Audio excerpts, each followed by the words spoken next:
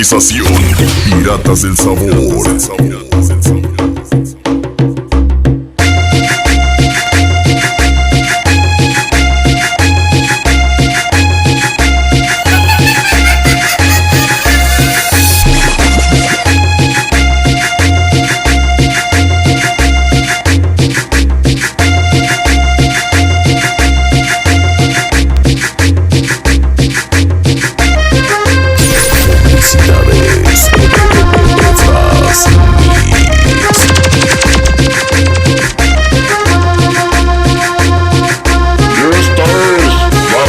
Sampuesana para el gigante de los sonidos en México, Gerardo y su sonido.